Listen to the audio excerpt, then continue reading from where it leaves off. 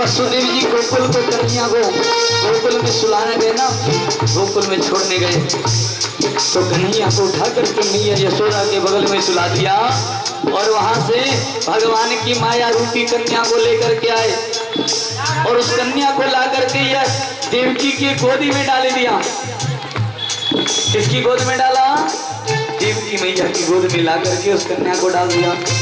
आज मैया कह रही है, हाँ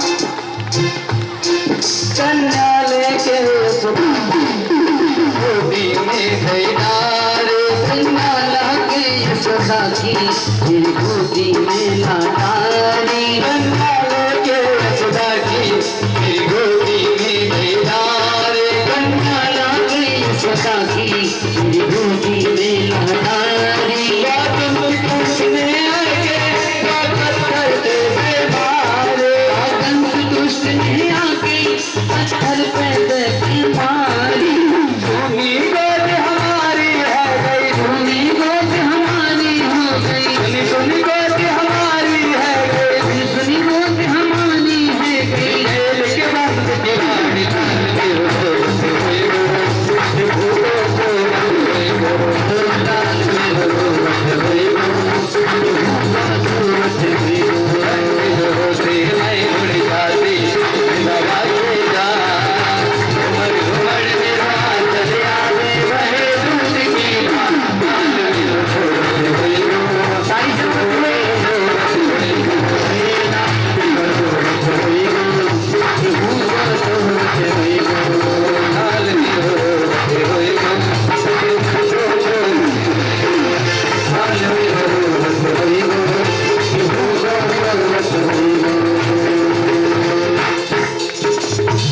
बोली कृष्ण कन्हैया लाल की जय जय श्री राधे। आज वसुदेव जी गोकुल में गए, गोकुल में जाकर के भगवान को यशोदा की बगल में सुला दिया और वहां से भगवान की माया को लेकर के भगवान की माया को लेकर के आए और ला करके देवकी की गोद में डाल दिया।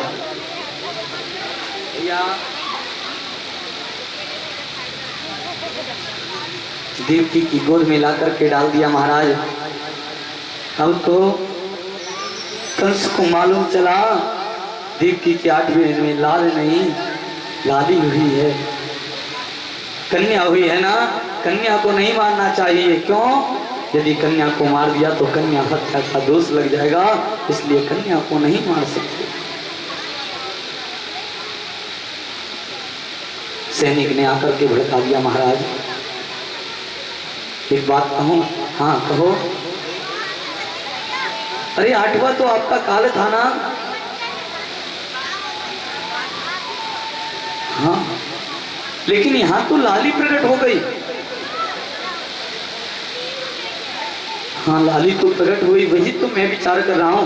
यदि 8वां मेरा काल था तो लाल होना चाहिए, पर लाली हुई है। मैंने 7 पुत्रों को तो मरवा दिया, अब 8वें को नहीं मरवाऊंगा क्योंकि कन्या है।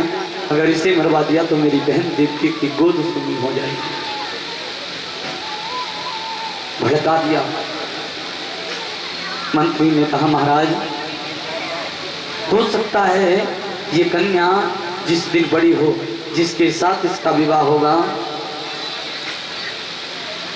वो आपका प्राण का हत्यारा हो जाए, वो आपका काल बन जाए। ये लड़की क्या बात कर रही, बहुत देर हो गई, क्या कर रहे हो आप? पहले तो सीधा बैठो दरबार की तरफ मुख करके।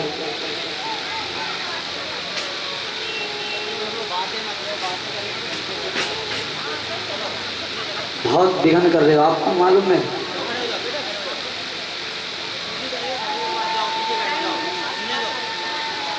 कहिए जय जय श्री। राकेश भैया इधर भी थोड़ा सा ध्यान रखना भैया, देखो है ना। कहिए जय जय श्री।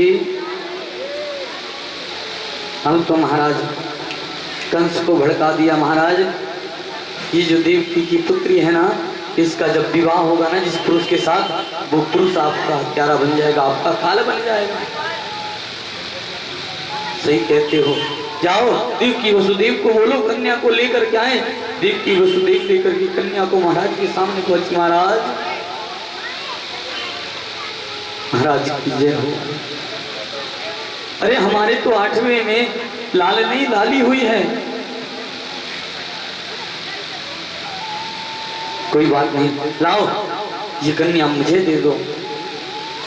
महाराज 7 पुत्रों को आपने मरवा दिया, कम से कम इस कन्या को तो छोड़ दो। कंस ने कहा है जितना बोला इतना करो, लाओ कन्या को मुझे दे दो। जाकर के कन्या को छीन लिया और कंस ने उठा करके पत्थर से पटक करके कन्या को मार दिया। लेकिन वो कन्या कोई साधारण कन्या नहीं, भगवान की माया थी। गेंद की तरीके से उछली और जाकर के आकाश में विलीन हो गई। आकाशवाणी हुई, हे कंस, अरे तू क्या मुझे मारता है? तुझे मारने वाला तो ब्रज में अवतार ले चुका है। बोलिए कृष्ण कन्हैया लाल की जय। कंस भयभीत हो गया। क्या मैंने देवकी के सारे पुत्र पुत्रियों को मरवा दिया, उसका बाद भी मेरा काल अभी जीवित है? हाँ, मेरा काल कैसा होगा? तेरा काल काला होगा। अब तो पत्नी यदि दाल में जीरे का तड़का में लगा देती है ना, तो जीरे से डरने लगा कंस। इस भोजन की थाली में मेरा काल विराजमान है। काले पशु को देख करके डरने लगा, काले कौवे को देख करके भयभीत होने लगा। हाँ, दीप दो सुतो सरिवा सुतो विगतो विरागितो शुभायतो आप तो ब्रह्म परमेश्वर श्री कृष्ण गोविंद दामोदर। काल कौन है? काल ही तो कृष्ण है, वही कृष्ण दामोदर, वही भगवान कंस के काल हैं। लेकिन कंस को नहीं मालूम कि मेरा काल कौन है। जहां भी काली वस्तु देख लेता, काला कपड़ा देख लेता, डर जाता।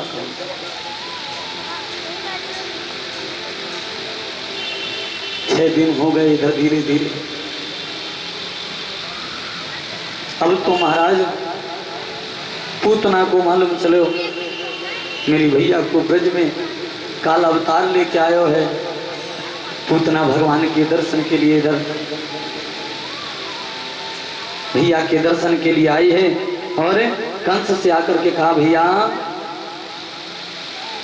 आपके मस्तक पर जो चिंता की लकीरें दिखाई दे रही हैं, ये कैसी लकीरें हैं?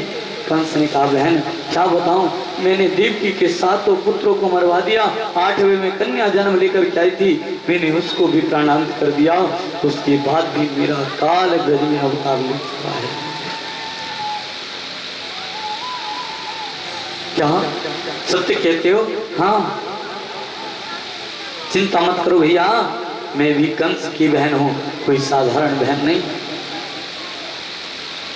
मुझ पे मोहिनी विद्या आती है, पर मैं अपने स्तनों में कालकुट विष लगा करके जाऊंगी और ब्रज में 6-6 महीने के जो भी बालक होंगे उससे अपने विषीले दूध का पान कराऊंगी, और जो भी बालक आपका काल होगा प्राणांत हो जाएगा। शत्रु आपके नहीं है, शत्रु भगवान के भी हैं। अरे आपके शत्रु तो जब आप बड़े हो जाते हो, जब धन कमाने लगते हो, थोड़ी अमीरी आ जाती है या थोड़ा अच्छा सुविधा हो जाती है, तब आपके शत्रु तैयार होते हैं। लेकिन यहाँ तो भगवान संसार में आए ही नहीं थे, उससे पहले भगवान के शत्रु तैयार हो गए थे। हाँ या नहीं? भगवान का जन्म भी नहीं हुआ था, उससे पहले ही कंस हर रूप में देवकी वसुदेव के हर पुत्र को मारते चला गया। क्या सोचकर? ये मेरा काल है, ये मेरा काल है। कंस से भगवान बचे, इधर पूतना